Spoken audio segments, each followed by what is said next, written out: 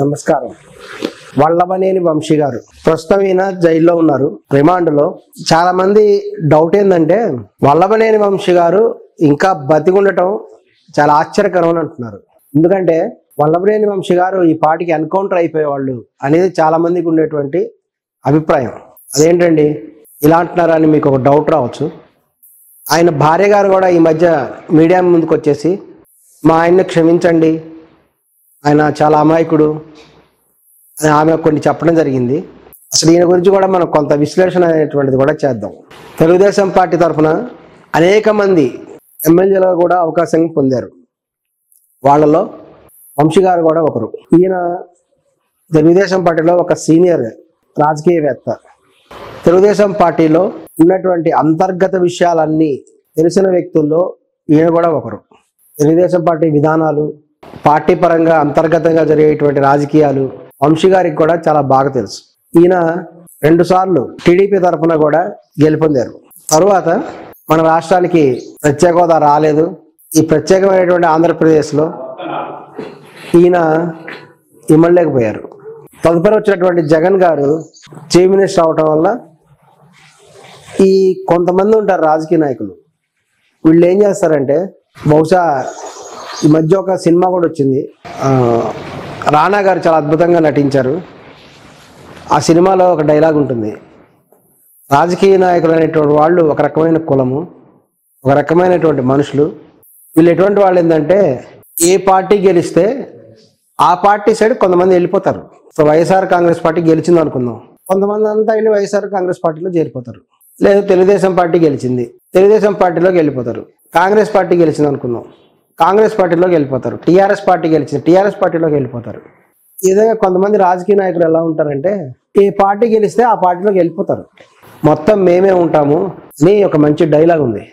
Cinema పేరు రానా గారు నటించారు హీరోగా. నేనే రాజు నేనే మంత్రి. తేజ గారు చాలా అద్భుతంగా డైరెక్షన్ చేసిన సినిమా. ఇందులో చాలా మంచి డైలాగ్ అది. ఈ విధంగా కొంతమంది రాజకీయ నాయకులు ఎలా ఉంటారంటే ఏ పార్టీ అధికారంలోకి వస్తే ఆ పార్టీలోకి వెళ్ళిపోతారు, వీళ్ళ స్వార్థ ప్రయోజనాల కోసం. ఆ విధంగా వీళ్ళు రాజకీయ పార్టీలను ఉపయోగించుకుంటూ ఉంటారు. ప్రత్యేక ఆంధ్రప్రదేశ్ రాష్ట్రం ఏర్పడిన తర్వాత మన రాష్ట్రానికి ప్రత్యేక హోదా ఇస్తా ఉన్నారు, కానీ ఆంధ్రప్రదేశ్ రాష్ట్రానికి ప్రత్యేక హోదా రాలేదు. ప్రత్యేక హోదాకి సరిపడా నిధులు ఇస్తామన్నారు, కానీ ఆ నిధులు కూడా రాలేదు. ఈ విధంగా ప్రత్యేక హోదా రాక ఎంతో అభివృద్ధి జరగాల్సినటువంటి యొక్క ఆంధ్రప్రదేశ్ కూడా అభివృద్ధి చెందక చివరికి ప్రభుత్వ ఉద్యోగులకి జీతాలు కూడా ఇవ్వడానికి కటకట్లాడే పరిస్థితికి వచ్చేసింది. ఇటువంటి తెలంగాణ రాష్ట్రం కూడా చాలా నష్టపోయింది అనుకోండి, అది వేరే విషయం. ఆంధ్ర తెలంగాణ రాష్ట్రాలకు విడిపోయిన తర్వాత ఆంధ్రప్రదేశ్ నష్టపోయింది, తెలంగాణ కూడా నష్టపోయింది, అది వాస్తవం. కలిసి ఉంటే కలిసి సుఖం అని భవిష్యత్తులో తెలుసుకుంటారేమో తెలీదు. ఇక్కడ జరిగినటువంటి విషయం ఏంటంటే చంద్రబాబు నాయుడు గారు ప్రత్యేక కొత్త ఆంధ్రప్రదేశ్కి ముఖ్యమంత్రి అయ్యారు, కానీ ఆయన ప్రత్యేక హోదా తీసుకురాలేకపోయారు. అక్కడ ఆయన వైఫల్యం చెందారు. సెంట్రల్ గవర్నమెంట్లో ఉన్నటువంటి మోడీ గవర్నమెంట్ వాళ్ళు కూడా వీళ్ళకి ఎటువంటి చేయలేదు. కారణం ఈ యొక్క రాష్ట్రాన్ని తీసుకొచ్చింది కాంగ్రెస్ గవర్నమెంట్ కాబట్టి. మన్మోహన్ సింగ్ గారు దాదాపు సభలో ఆయన స్పష్టంగా చెప్పారు, ప్రత్యేక హోదా ఇస్తాం ఆంధ్రప్రదేశ్కి అని చెప్పినప్పటికి కూడా ఒక దాదాపు ప్రధానమంత్రి గారు చెప్పినటువంటి మాటకు కూడా తర్వాత దాంట్లో అమలు కాకుండా జరిగింది. ఇది వాస్తవం, జరిగిన విషయం, చారిత్రక నిజం ఇది. సరే, చంద్రబాబు నాయుడు గారు ప్రత్యేక హోదా తీసుకురాలేకపోయారు, ఆయన ఫండ్స్ కూడా రాలేదు. సెంట్రల్ గవర్నమెంట్లో వాళ్ళకి తగినటువంటి ఎంపీ సంఖ్య బలం ఉండటం వల్ల వాళ్ళని స్టేట్ గవర్నమెంట్ వాళ్ళు ఎటువంటి రిక్వెస్ట్ చేసినా అది అభ్యర్థనగానే మిగిలిపోయింది. ఈ పరిణామాల్లో తదుపరి ఈ వైఎస్ఆర్ కాంగ్రెస్ పార్టీ అధినేత వైఎస్ జగన్మోహన్ రెడ్డి గారు ఒక ప్రభంజనంగా దూసుకొచ్చారు.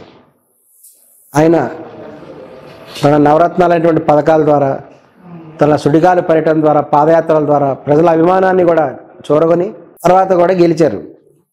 జరిగినటువంటి చరిత్ర ఇదంతా. ఆయన ముఖ్యమంత్రి అయిన తర్వాత ఆయన చెప్పినటువంటి పథకాలు అన్నీ కూడా ఆయన బ్రహ్మాండంగా కూడా అమలు చేశారు. ఇక్కడ మనం గమనించాల్సిన విషయం ఏంటంటే సాధారణంగా చాలామంది అనుకుంటూ ఉంటారు, ఒక ముఖ్యమంత్రి పదవి లేదంటే ఎమ్మెల్యే ఎంపీ వంటి కొన్ని పదవులని, ఈ సీట్లని డబ్బు సంపాదించుకోవడానికి కొంతమంది ఉపయోగించుకుంటుంటారు. కానీ ఒక జగన్ స్థాయి వ్యక్తికి డబ్బు సంపాదించాల్సిన అవసరం లేదు. ఎందుకంటే ఆయన ఆల్రెడీ కోటీశ్వరుడు. వాళ్ళ దగ్గర కొన్ని తరాలకు సరిపడా సంపద ఉంది. ముఖ్యమంత్రి పదవికి వచ్చి డబ్బులు సంపాదించుకోవాలి అనేటువంటి ఆలోచన జగన్ గారికి లేదు. ఆయనకి తన ప్రజలకు ఏదైనా సేవ చేయాలి అనేటువంటి మనసులో కోరిక ఉంది. ఇంకొకటి జాగ్రత్తగా గమనించాల్సిన విషయం ఏంటంటే, ఆయన చంద్రబాబు నాయుడు గారు, వైఎస్ రాజశేఖర రెడ్డి గారు సమకాలికులు కాబట్టి వాళ్ళ తరువాత తరవాడిన అంటే లోకేష్ గారు, జగన్మోహన్ రెడ్డి గారు ఒకే దాదాపు కాస్త అటు ఇటు ఒకే ఈడువారు. ఇటువంటి సందర్భంలో జగన్మోహన్ రెడ్డి గారు బ్రహ్మాండంగా తన పథకాలన్నింటినీ కూడా అమలు చేశాడు. కానీ ఆయన పార్టీలో తెలిసి వచ్చిన విషయం ఏంటంటే, సెంట్రల్ గవర్నమెంట్ నుంచి కూడా అనుకున్నంత ఫండ్స్ రావట్లేదు, ఈ సపోర్ట్ లేదనే విషయం ఆయనకు తెలిసింది. అయినప్పటికీ కూడా ఆయన ఎంతో నిబ్బరంతో తన సాయశక్తులన్నీ కూడా ఉపయోగించి అన్ని పథకాలు కూడా అమలు చేస్తూ ప్రజల యొక్క మనోభావాల్ని ఆయన గెలుచుకున్నాడు. ఈ సందర్భంలో ఈ వంశీ గారు అనేటువంటి ఆయన వైఎస్ఆర్ కాంగ్రెస్ పార్టీలో జాయిన్ అయ్యారు. ఈయన ఎప్పుడైతే జాయిన్ అయ్యారో కొంతకాలం అందులో ఉన్నటువంటి ఆయన క్రమంగా కూడా ఒక దారుణమైనటువంటి ఒక ఆరోపణ చేశారు. ఒక రకంగా ఆయన చేసిన ఆరోపణ మంచిదే. ఎందుకంటే ఆయన ఆరోపణ చేయటం వల్ల అంతకుముందు అనేక తెలుగుదేశం పార్టీ కార్యకర్తల్లో కానీ కొంతమంది నాయకుల మనసుల్లో కూడా ఒక రకమైన అభిప్రాయం ఉండేది. ఆ అభిప్రాయం ఈయన ద్వారా బయటకు వచ్చింది. దాన్ని సాల్వ్ చేసుకోవడానికి లేదా సమస్యపోయే విధంగా చేసుకోవడానికి తెలుగుదేశం పార్టీ వాళ్ళకి ఒక అవకాశం దొరికినట్టుగా అయింది. ఈ వంశీ గారు ఏమంటారంటే, ఒక మాధవరెడ్డి గారు అనేటువంటి ఆయన తెలుగుదేశం పార్టీలో ఉండేవారు.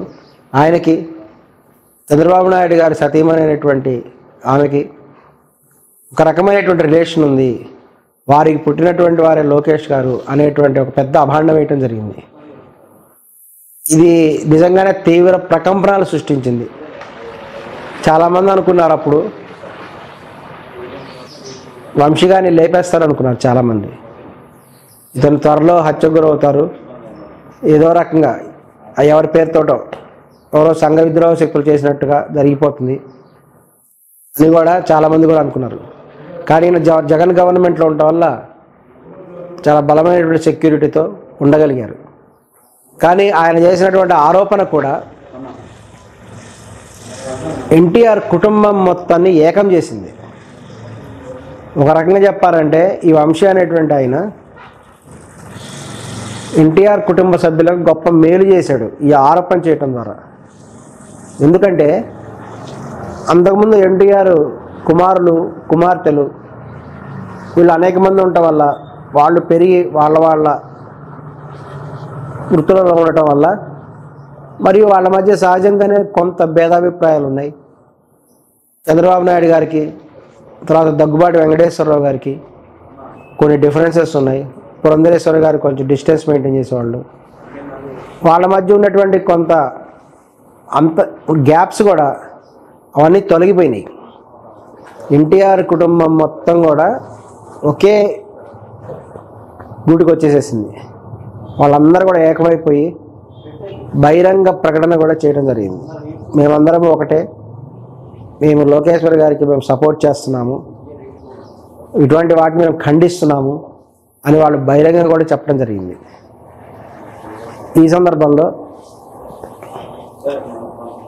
ఇంత పెద్ద అపవాదు వేసినటువంటి వంశీ గారి మీద లోకేష్ గారు చెప్పారు, తను రెడ్ బుక్లో రాసుకుంటున్నాను, ఈయన మీద ఖచ్చితంగా పగ తీర్చుకుంటాం అని చెప్పడం జరిగింది.